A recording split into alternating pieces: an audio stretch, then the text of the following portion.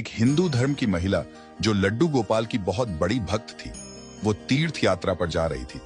तो उसने अपनी मित्र जैन धर्म की महिला से बोला, सखी, मैं 1 माह के लिए तीर्थ यात्रा पर जा रही हूँ।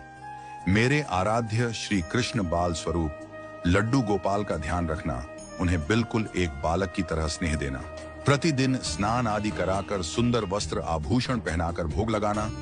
उस जैन महिला ने सब बातें सुनी और बोली कि हाँ सखी, तुम चिंता मुक्त होकर तीर्थ यात्रा को जाओ, मैं तुम्हारे लड्डू गोपाल का भली भांति ध्यान रखूंगी। इतनी सब बातें बताकर वह महिला तीर्थ यात्रा को निकल गई और जैन महिला ने सारा कार्यभार अपने सानिध्य में लिया और बड़े उत्साह और उमंग के साथ सुबह उठकर खुद नित्य कर्म से निवृत्त होकर लड्डू गोपाल के स्नान की तैयारी में लग गई।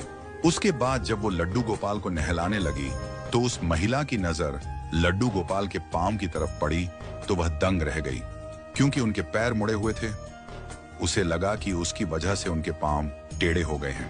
इसका मुख्य कारण यह था कि उस महिला ने जब भी लड्डू गोपाल को देखा था, वस्त्रों एवं आभूषणों से सुसज्जित देखा था, वो इस बात से अनभिज्ञ थी कि लड्डू गोपाल घुटनों के बल पर बैठे हुए थे।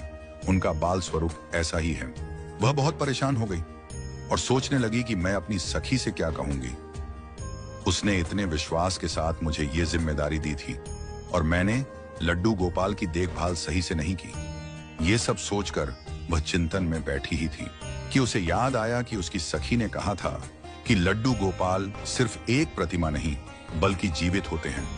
बस फिर क्या था, उसने निश्चय किया कि दिन प्रतिदिन उनके पैरों की मालिश करेगी और वह दिन में कई बार ऐसा ही करने लगी। उस वृद्ध महिला की इस नादान भक्ति से वशीभूत होकर ठाकुर जी ने उस पर अपनी अपार कृपा लुटा दी और एक दिन वह महिला रोज की भांति प्रातःकाल उठकर लड्डू गोपाल को नहलाने का प्रबंध कर ही रही थी कि उसकी नजर उनके पैरों पर पड़ी। उसने देखा कि लड्डू गोपाल जी के पैर ठीक हो गए हैं और यह सब देखकर वह वृद्ध महिला खुशी से झूम उठी।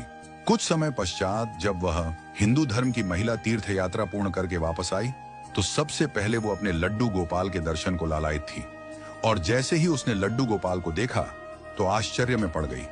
उसने देखा कि लड्डू गोपाल खड़े हुए थे। उसने सोचा कि शायद ये उसके लड्डू गोपाल नहीं हैं और अपनी सखी के पास जाकर ये सब पूछा।